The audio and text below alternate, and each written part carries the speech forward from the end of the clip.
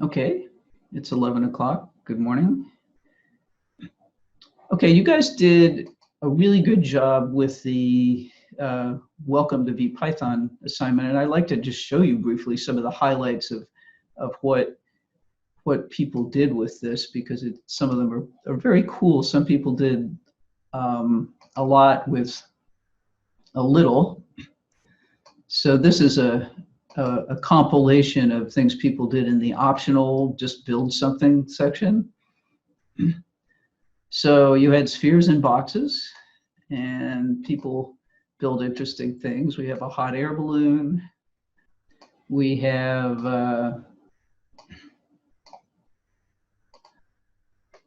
what looks like a tennis game. We've got various kinds of smileys. Here, let's make this bigger.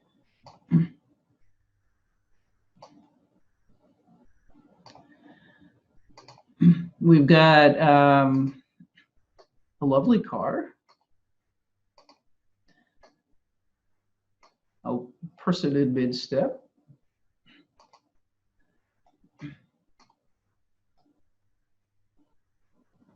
a nice animation, a collision, a very interesting vector, a snowman. So, oh, an animation of motion, and we'll see that you now see how to do that using velocity. Another smiley, a Rubik's Cube, and quite a nice castle.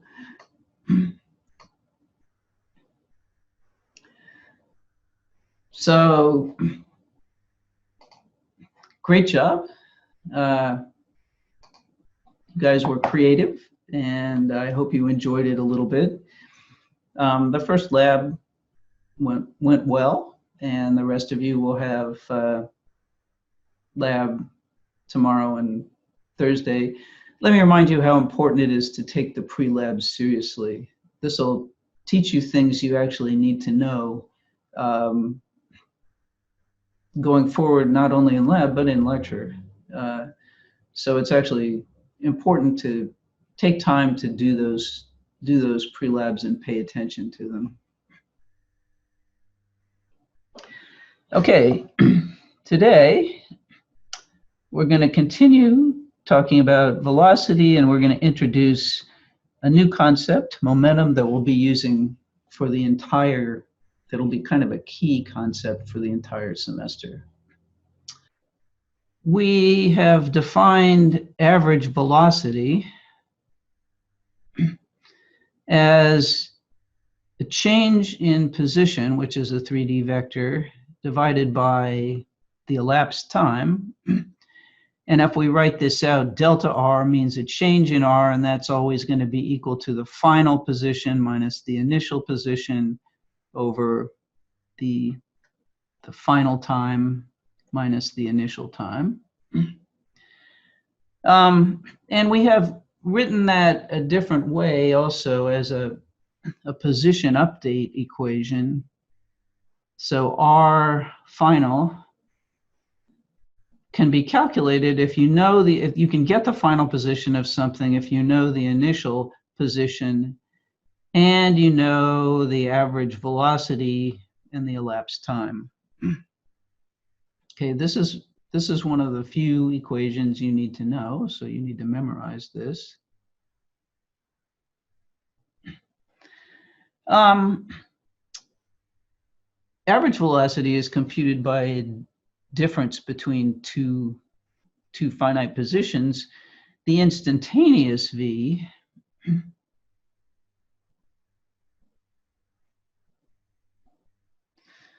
is, of course, the limit of, as delta t goes to 0, of change in position over change in time. So it's really a derivative. It's dr dt. And what a derivative of a vector means is just that the x component is dx dt, the y component is dy dt, and the z component is dz dt. And that's the x component of the velocity vector, the y component of the velocity vector, and the z component of the velocity vector. And velocity, if you know a trajectory, the instantaneous velocity is always tangent to path.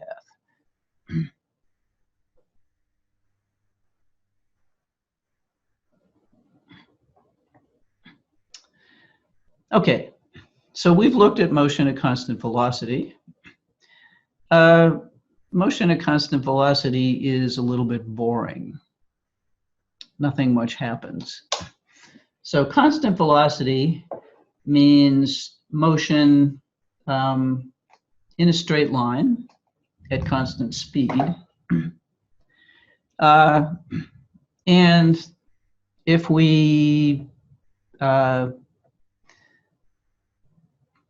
use it to predict things. So if we have some position, our initial is 304 meters, and we know an average velocity of 0.50 minus 0.5 meters per second. So here's something that's rolling along the floor, perhaps in the xz plane. And it does this for 2 seconds. We can just calculate the final position. It's going to be 304 meters plus 0.50 negative 0.5 meters per second times 2 seconds. And it's going to give us a position of 403 meters, etc. Okay, we could go on for that forever. But that's actually not very interesting. And physics is interested in change, and so the question that we're going to be exploring now and for a long time into the future is what changes the motion of an object or a system. Well, what changes motion of an object is interactions with its surroundings.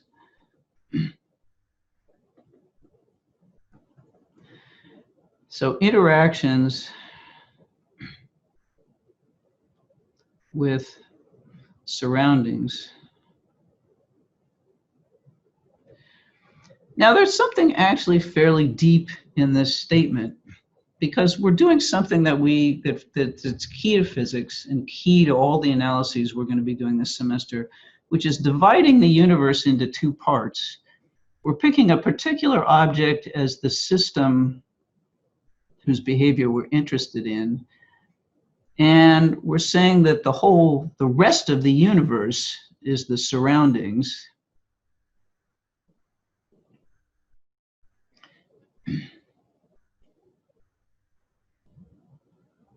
So there's a lot of stuff in the rest of the universe, right? And usually we're going to be identifying things in the surroundings that we think are important in interacting with the system, and things in the universe that we think aren't terribly important in interacting, in changing the motion of a particular system. A bowling ball isn't affected very much by its interaction with gravitational interaction with Alpha Centauri, although it's not quite 0.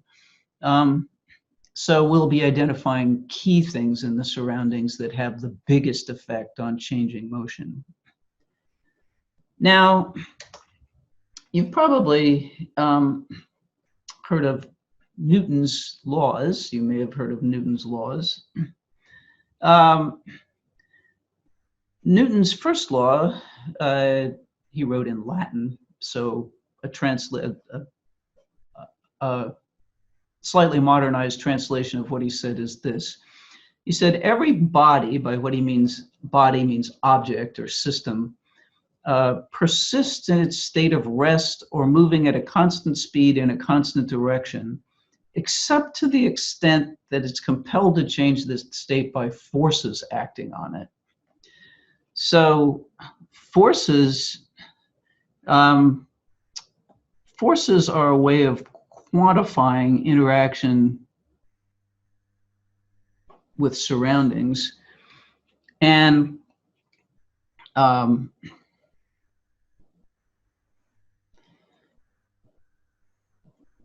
will be interesting in describing and characterizing forces mathematically so that we can actually predict the motion of systems. Here's a question. We have a number of moving objects here that left traces shown down at left, that they were lying down dots at equal times. So the dots are spaced out equally in time, like the trail the spiders left in that program we wrote together in lecture. Looking at these trails, which reflect the motion of these objects, which of these objects did not interact with something in the surroundings?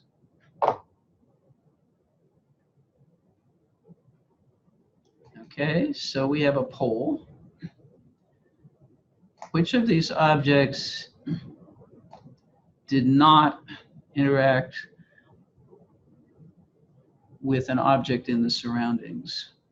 And you're inferring this from thinking about their motion. So let's see what you said. Now the red line, the orange line, is just the majority. It's not necessarily the correct answer. So there's some disagreement here. But let's think about what Isaac Newton said. Okay, he said that an object will continue moving either at rest or moving in a straight line at constant speed unless it interacts with something else in the surroundings. So it's pretty clear that object A, the dots continue to be equally spaced here. So the space, this spacing and that spacing are the same, and it's certainly going in a straight line. So it's quite clear that A didn't interact with anything. So if you said A, you're certainly correct. The dots in B are getting farther apart, so it's speeding up. So therefore, even though it's moving at a straight line, it's not moving with constant speed. So B is speeding up, which means that something in the surroundings is causing it to speed up. C, well, in C, it's certainly speeding up. The dots are getting farther apart. What about D? The dots are equally spaced, but is the object moving in a straight line? The object is not moving in a straight line. Okay, so this is not a straight line.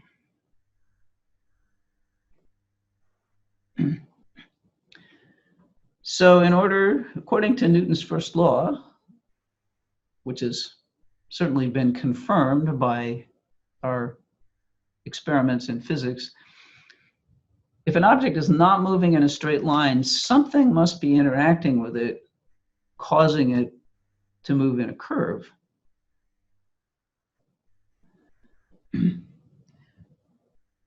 Well, Marco, couldn't it be moving in a circle because it has given some sort of spin? So here's what you have to imagine. You imagine that you're in outer space where there's no floor, no ceiling, no air.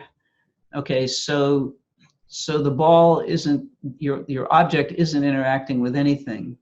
Now imagine that it's spinning on its axis. It's spinning, but there's nothing to push against it. And so, in fact, there's nothing to make it go in a circle. And we'll talk later, in a later chapter, about what kinds of interactions make things move in curves. And we'll see that, in fact, we need some sort of force, which we haven't defined yet, that's actually perpendicular to the object's velocity to get it to turn. So, in fact, the correct answer here is A. And if you got that, awesome.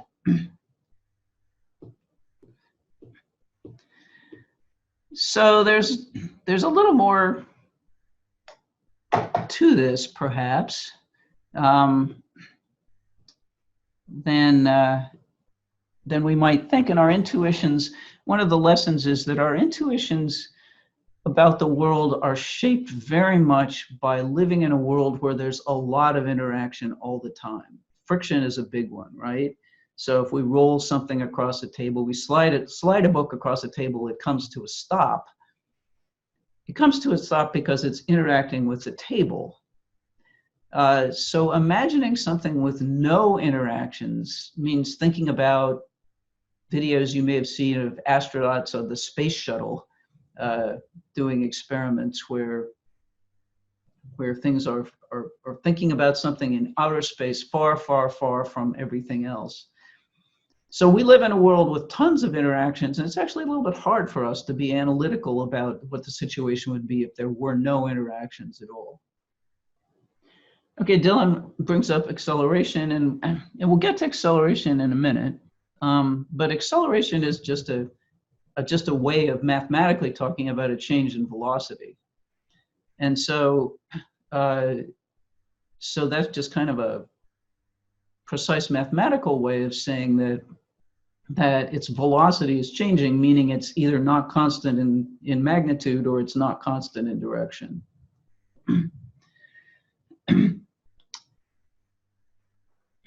So hold that thought. We'll get back to it.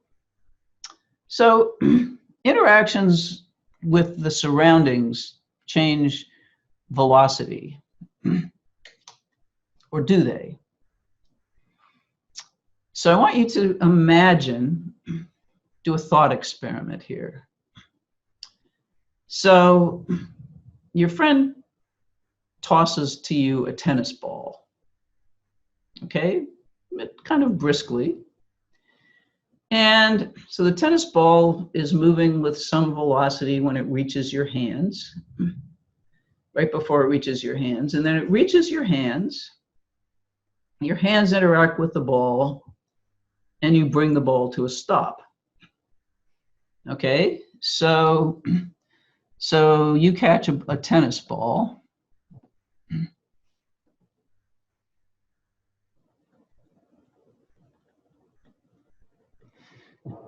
The velocity of the ball goes to 0. So its velocity changed. The system is the ball. The most important thing in the surroundings is you. And so your interaction with the ball changed its velocity, right? Okay. Now imagine catching a ball thrown to you reaches your hands with exactly the same velocity, except that this isn't a tennis ball. It's a bowling ball. So here's the bowling ball, and you bring the bowling ball to a stop. Now, if you catch a bowling ball, exactly the same thing happened. The velocity of the ball went to 0, but the amount of interaction with you was much higher. Okay, there was a big difference between catching a briskly thrown tennis ball and a briskly thrown bowling ball. In fact, you might not want to do that. Yeah, exactly. It might be a kind of a dangerous game of catch. So what's different in these two situations? The change in velocity was the same, but what was different about these things was the mass.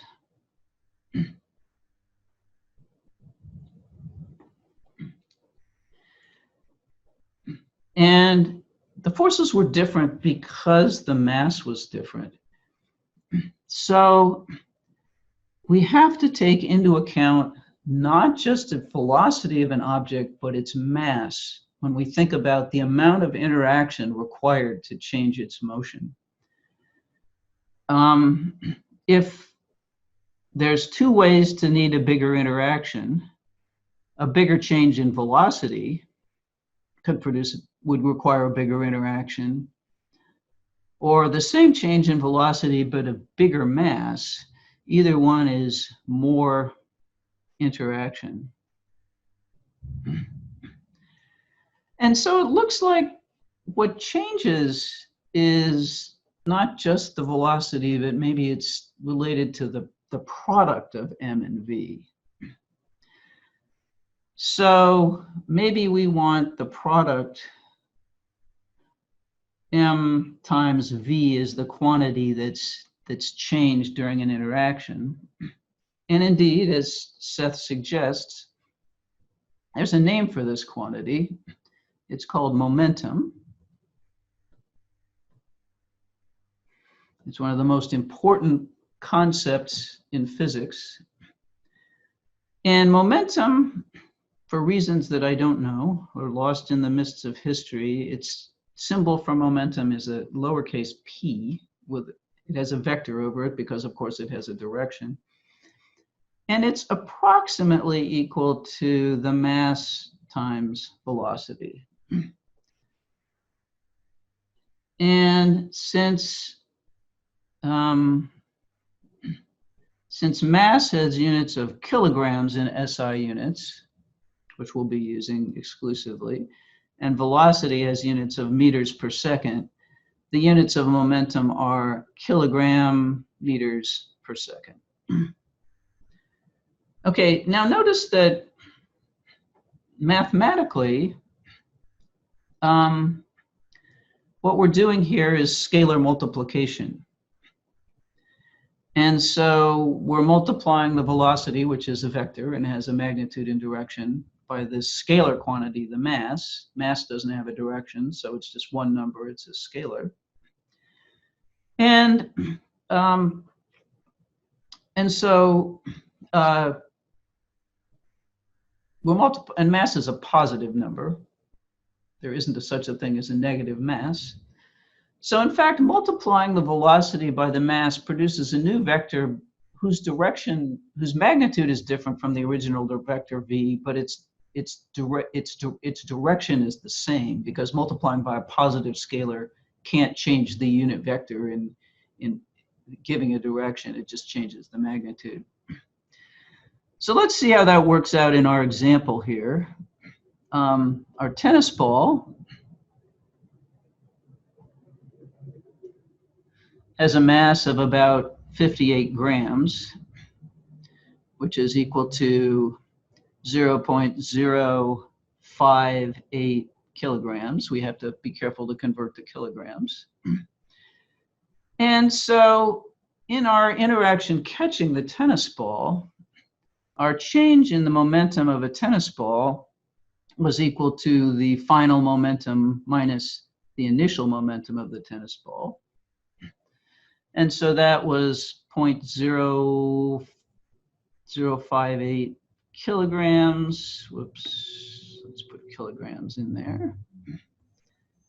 Times the final velocity of the ball, which was 0.000, minus, so this is its final momentum. Here's initial momentum, same mass, and we'll say its initial velocity was 0.3 minus 0.20 meters per second just before it reached your hand. And so the first term is 0, and the second term is negative now, because so we're going to have a negative 0.0174, I guess. Let's see, 3 times 8 times 4, 0.1160 kilogram meters per second.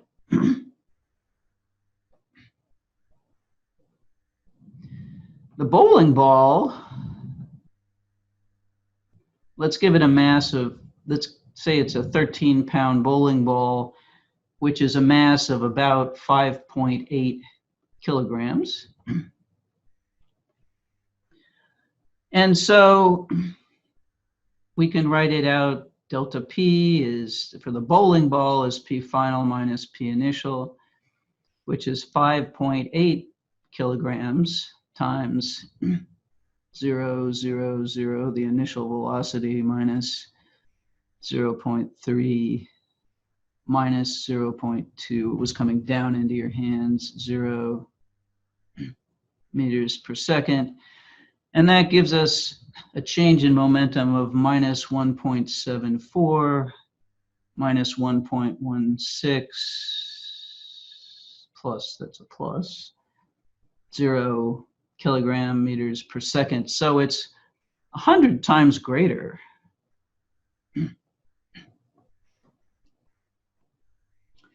So change in velocity isn't the whole story. The change in the mass really matters. Now, someone brought up, so we're going to be interested in changes in momentum. That's going to be our theme for many, many weeks. And what makes momentum change. Now, Seth brought up acceleration, and many of you have heard of acceleration from a previous physics class. So what is acceleration? Acceleration, and note here that there's some things to trip over, because in physics, there are no synonyms and words are used fairly precisely. So we've already encountered one example where a word is used differently in physics than it is in ordinary life.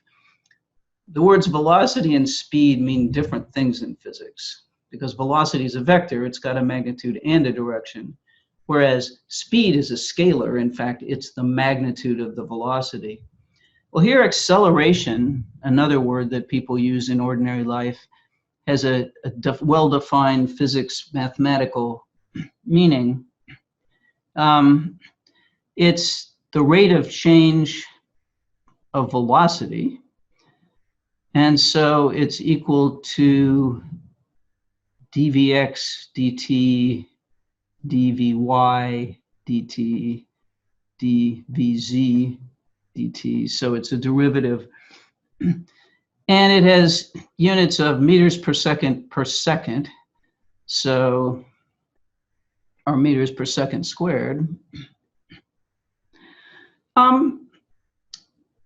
And so when something's momentum is changing, its acceleration is also non-zero. We're going to be a lot more interested in momentum change than in acceleration, though, because of this idea, first of all, that the mass of the object really makes a big difference in the interactions with the surroundings. And second, because as we get to higher and higher speeds, acceleration actually becomes pretty irrelevant. And this is because momentum, we didn't have quite the exact definition of momentum to start with. So we wrote down that momentum is approximately equal to the product of mass times velocity. But why is it approximate?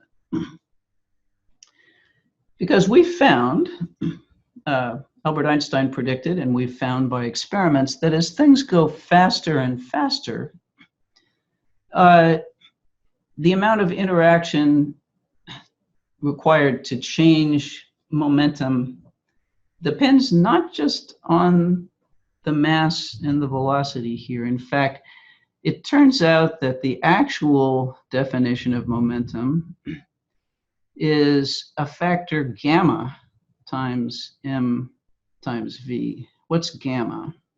This is a Greek lowercase gamma.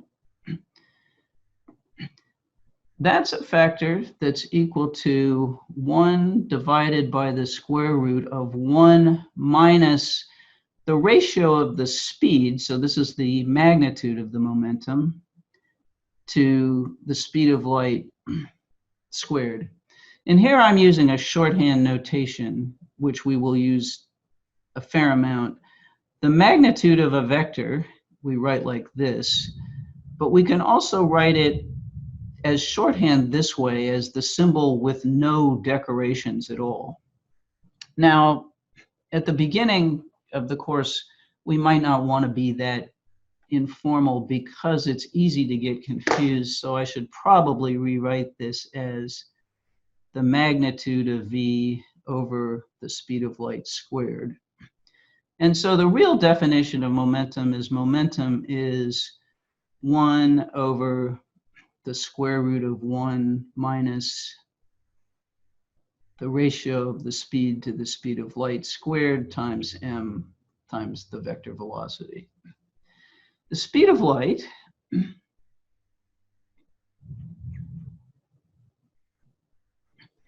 is equal to 3 times 10 to the 8th meters per second.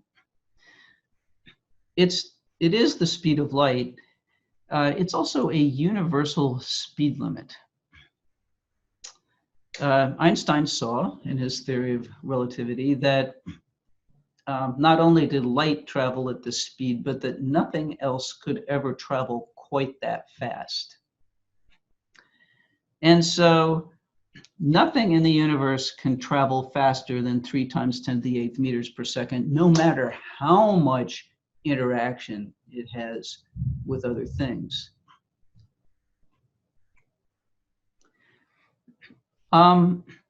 We can kind of see why if we look at how this factor gamma affects momentum. So this is our universal speed limit. How does gamma affect momentum? By the way, this is a number that you probably want to know, and here's why. If you're working a problem and you get an answer for a speed that's bigger than 3 times 10 to the 8th meters per second, you know you've made a mistake.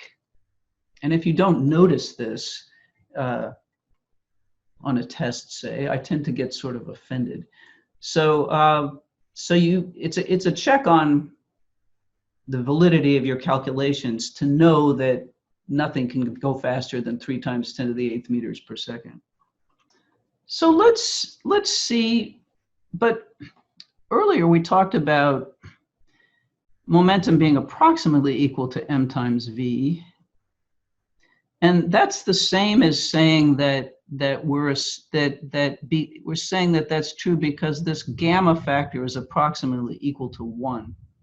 So let's look at this factor and see when it's going to be equal to 1 or near 1.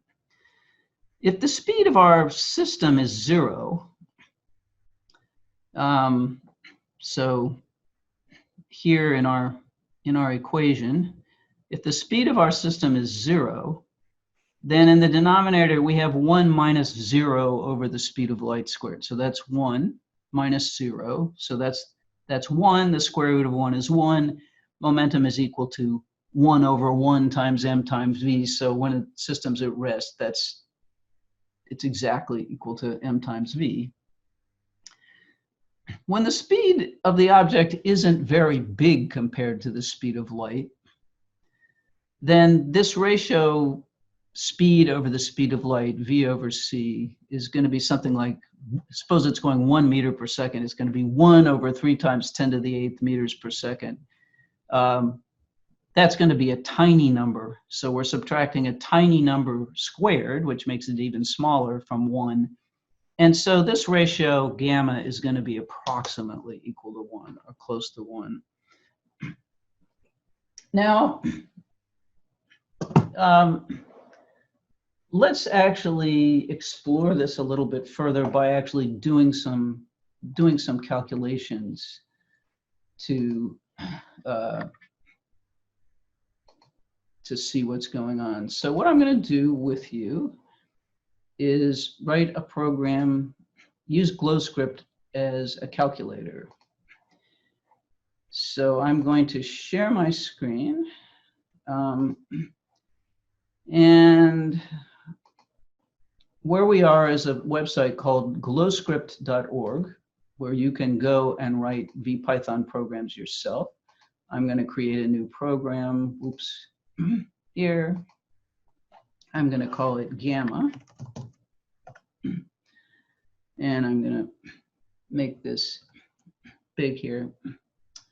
So I'm just going to actually use this as a calculator. The virtues of using VPython as a calculator are that you can see what you've typed, you can change it very easily, and it does vector calculations for you very easily compared to the difficulty that you have in doing them with your calculator. So we'll tell the program that the speed of light is 3 times 10 to the 8th meters per second. 3e8 is standard calculator notation, and that works in this programming language. We'll set the initial speed to 0. Gamma is a scalar because it only involves speed, so we'll set the initial speed to 0. And we'll say gamma equals 1 divided by the square root of the quantity 1 minus v over c squared. Remember that in Python you need to use 2 asterisks for an exponent. And so that should give us gamma, and we'll print, let's print the speed and the So if I put something in quotation marks in a print statement, it means print this text. And if it's not in quotation marks, it means print the value of this variable. And then I'll print gamma.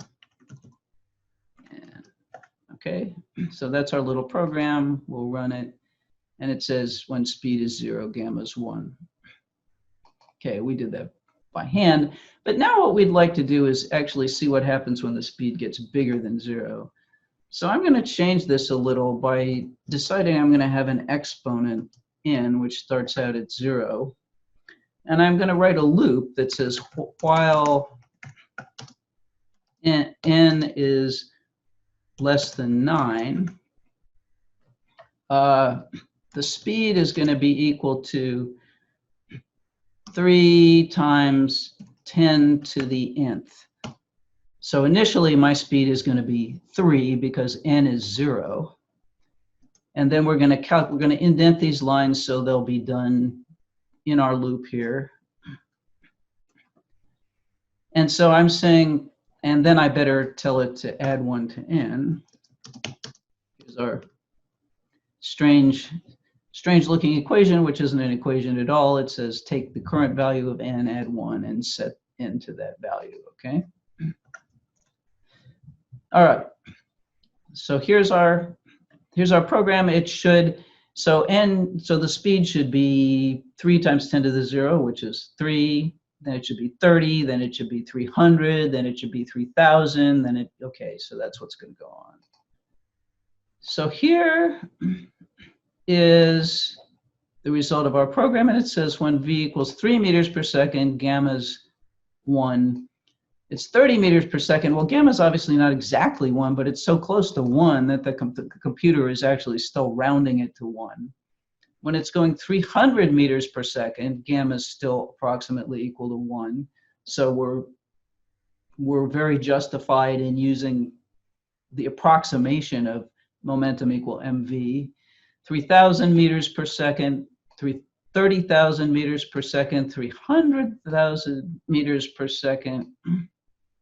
Okay, 3 times 10 to the 6 meters per second. Finally, we get a value of gamma that's bigger than 1. But not a lot bigger than 1. Even 3 times 10 to the 7th meters per second, gamma is still only 1.005, so it's still reasonably. And so light does not have infinite momentum. Light will deal with particles of light, which are called photons, and it turns out they have finite momentum. And we'll see that a little bit later. And so now but we say that when we get to, okay, so when we get exactly the speed of light, this turns out to be infinite. Let's let's see what happens though. Let's refine it a little more. Let's talk about gamma close to the speed of light. So I'm going to define a new variable, v over c. And so that's the ratio of v to c. And I'm going to set it to start out to be a 0.9. So we're going to start out with the speed of our object being 0.9 times the speed of light. So I'm going to add a comment here. If I put a pound sign in front of something, it tells the computer just ignore this. It's a comment. V over c ratio. And now I'm going to write a loop which says while this ratio, v over c, is less than 0.99999, so when it's getting very close to the speed of light, we're going to copy our program here, except that this is now v over c. And so we're going to print v over c. And instead of incrementing an exponent here, what we're going to do is v over c, we're going to add plus 0.001 to that. So we're going to go from 0.99999 times the speed of light up and see what happens to gamma. And if I don't have an error here, okay, good. So we see that when we just start out at 0.9, the 90% of the speed of light, gamma is already 2.3, and so that means that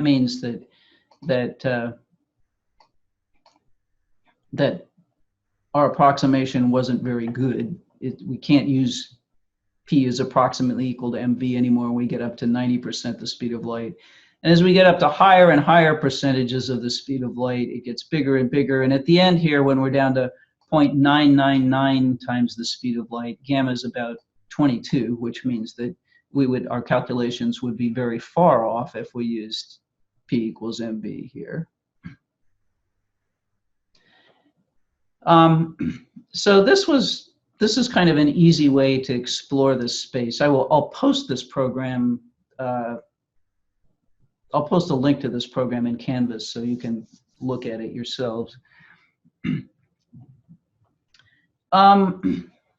So when do we care about this? Is this even a realistic thing at all? Well, it turns out that it's actually very important in high energy physics experiments. For example, you probably heard of the Large Hadron Collider, the big circular accelerator in Switzerland, under Geneva at CERN. Well, it turns out that the Large Hadron Collider here, we'll go back to writing things out. At the Large Hadron Collider, it's possible to accelerate protons to, so at the Large Hadron Collider, we can get protons up to the speed of v over c is 0.1, 2, 3, 4, 5, 6, 7. So we've gotten it up to that percentage of the speed of light. And if you calculate gamma in this situation, gamma has the value 6,934. So we really have to care about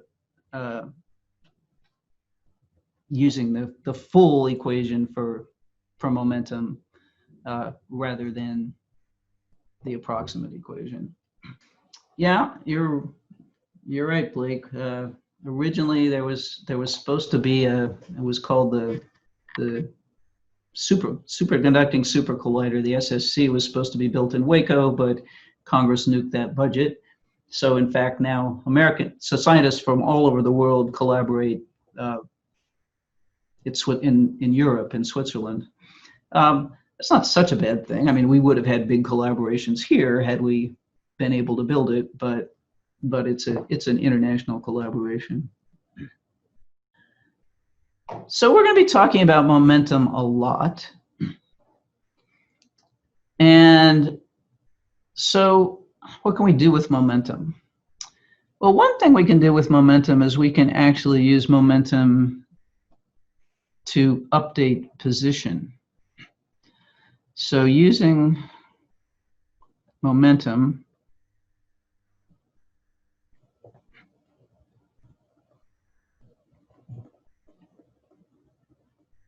to update position.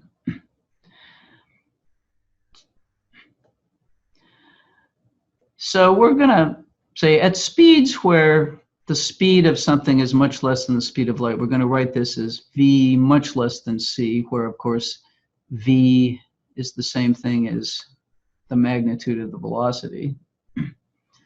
The momentum is approximately equal to mass times velocity. And so velocity is approximately equal to momentum divided by mass. So if we know momentum and we know mass, we can actually write the position update equation as our final is our initial plus the momentum divided by the mass times delta t. Yeah, so Marco says we should use P equal mv for lower speed systems and P equals gamma mv for a system with speed close to c. That's exactly right. Now, by using P equals mv, what we're really doing is saying gamma is approximately 1, so P equals 1 times P is approximately equal to 1 times m times v. So that approximation for gamma is still in there, but we typically don't bother writing it. Suppose we have a 70 kilogram hockey player.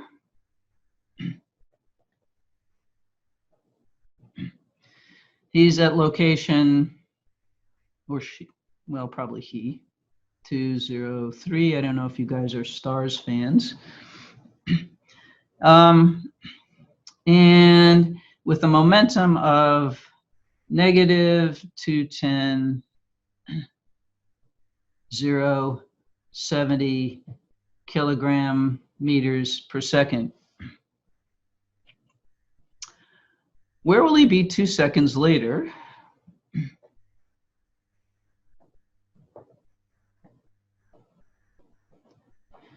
If his momentum is constant.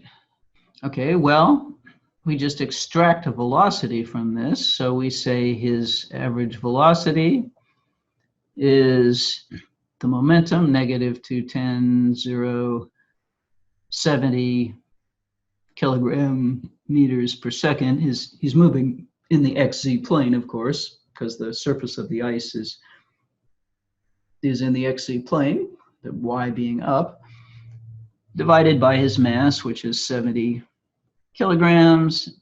And so that gives us a negative 301 meters per second for his velocity. So we can find his final position, which is 203 meters, plus his velocity, negative 301 meters per second times 2 seconds. And that gives us a final location of negative 405 meters. It's a very good habit to keep track of units in these calculations because they help you avoid making mistakes. So we note that the initial position is in meters. the velocity is in meters per second, and the time interval is in seconds, so seconds cancel, and we're adding meters to meters. So that's constructive. And we get a final position. So there's not that much to it. We'll see that this is going to be extremely handy, though, when we're actually making a model of trying to model the motion of a system into the future in some way. We have a rock of mass 5 kilograms.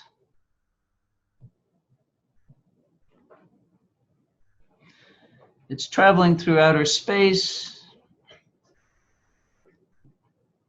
with a constant momentum of 0.006 kilogram meters per second. How far from its current location will it be in 10 seconds?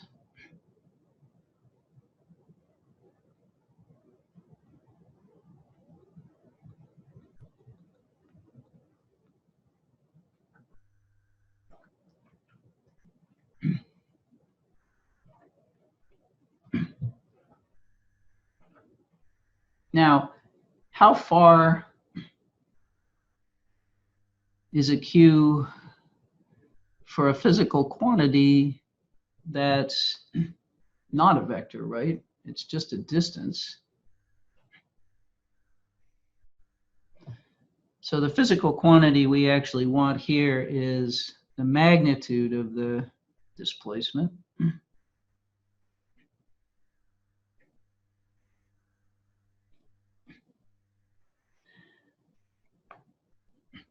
So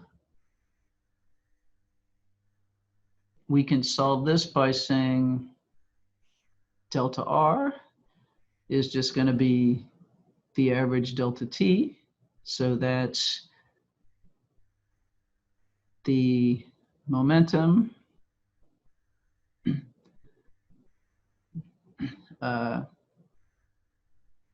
times the time. The momentum, so divided by 5 kilograms times the time, 10 seconds. And so we find that this is going to be 0, 0. What's the answer going to be? Okay, so we multiply 6 by 10, we get 60. 60 divided by 5 is indeed 12. So we get 12 meters. And so the magnitude of delta R is just 12 meters. Okay, now we're going to be interested in changes in momentum. And there's some discriminations that we need to make when we think about changes of momentum. So here is a question. You're driving a car that weighs 1,000 kilograms at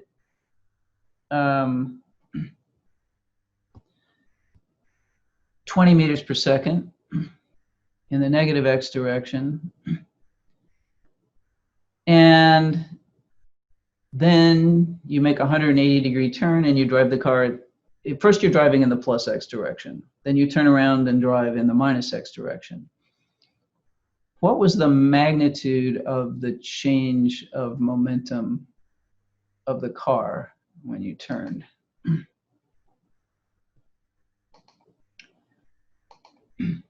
Okay. So think about this problem. Okay, so this is the class participation piece. You're actually supposed to do this. We have 80% of you have done it. Good. Take another 30 seconds here. We've got 92% of people answering. That's good. So let's see what you said. Again, the red line is just the majority, not the correct answer. And if you can't see these, I'll read them off. So 32% gave answer 1, 10% gave answer 2, 45% gave answer 3, 11% gave answer 4, and 2% gave answer 5. So this time around, the majority is correct. The answer is indeed 4 times 10 to the 4th kilogram meters per second. And so let's see why. So we have here we're gonna write the change in momentum is, of course, the final momentum minus the initial momentum.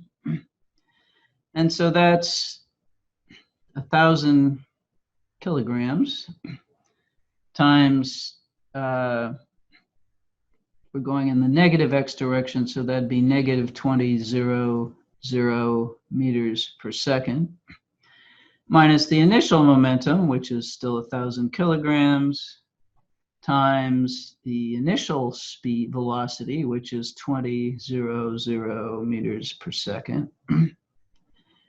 And that gives us a negative 2 times 10 to the 4, 0.00 kilogram meters per second minus a positive 2 times 10 to the 4, 0.00 kilogram meters per second, which is actually going to give us a negative 4 times 10 to the 4, 0.00 kilogram meters per second. So that's the change in momentum. So the change in direction was really significant here. And so the magnitude of this change of momentum, we can see by inspection because it's the sum of the squares of the components, but there's only one non-zero component. So it's 4 times 10 to the 4th squared, square root of that. So it's 4 times 10 to the 4 kilogram meters per second.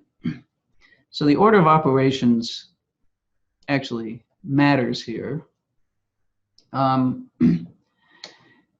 So if you said 0, this isn't the calculation you did. Now this makes sense physically because it takes considerable interaction to turn something that has a mass of 1,000 kilograms and is traveling 20 meters per second, which is more than 40 miles an hour. It takes significant interaction to turn it around.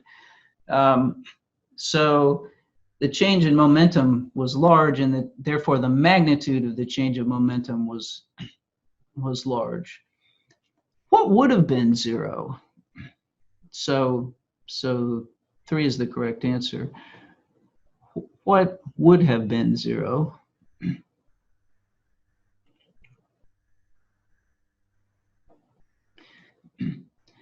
If we had asked for the change in the magnitude of the momentum, that would have been the magnitude of negative 2 times 10 to the 4, 0.00 minus the magnitude of 2 times 10 to the 4, 0.00. And so that would have been 2 times 10 to the 4 minus 2 times 10 to the 4, which would have been 0. So the magnitude of the change of momentum is the magnitude of this vector change.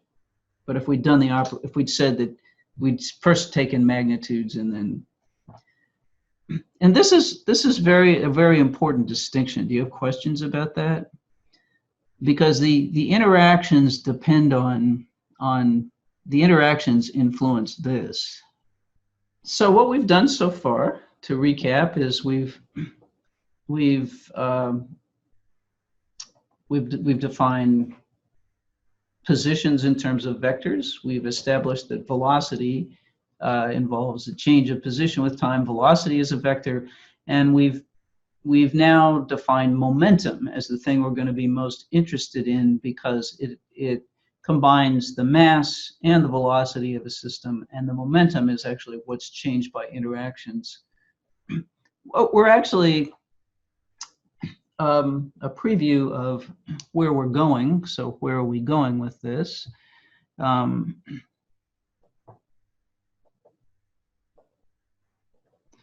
Oh, and for those of you who were intrigued by issues with the speed of light, I commend to you a section late in chapter 1, which actually talks about reference frames and the idea that the speed of light is constant to an observer no matter what the observer is doing.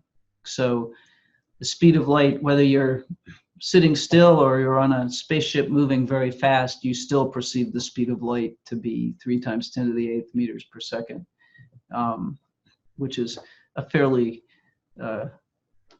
deep and profound insight, again, due to Albert Einstein, that sort of changed the face of 20th century physics.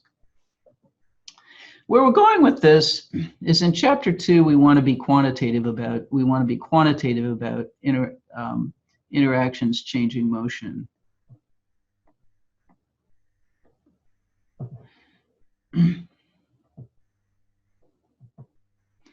And so we're going to quantify interactions by talking about forces, as most of you guessed, and how we'll talk about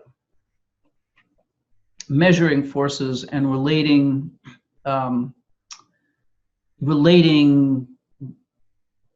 force, of course, has a magnitude and direction, so force is going to be a vector. And forces, we're going to be quantitative about how forces change momentum.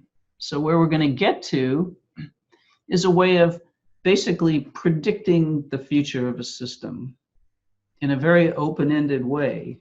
All we need to know, it turns out, is what its current momentum is and a quantitative measure of its interaction with its surroundings, forces, and we can predict its momentum in the future. So we're going to end up with a relationship like this. The momentum of an object or a system in the future is going to depend on 2 things. Its momentum now and what we're going to call the net force acting on it times the time, how long the force acts for. What net means is total. So the total force, the sum of all the forces acting on it. And if we know that, we're going to be able to use that to predict the motion of the system, momentum of the system a short time in the future, and therefore we'll be able to predict its motion. We'll see that we can do all sorts of things with this. We can predict the motion of small particles, we can predict the motion of galaxies, we can predict the motion of masses attached to springs, we can predict spacecraft interacting with the Earth and the Moon. It's going to be a very rich, simple looking, but extremely rich set of possibilities to explore. So that's what we're going to be looking forward to.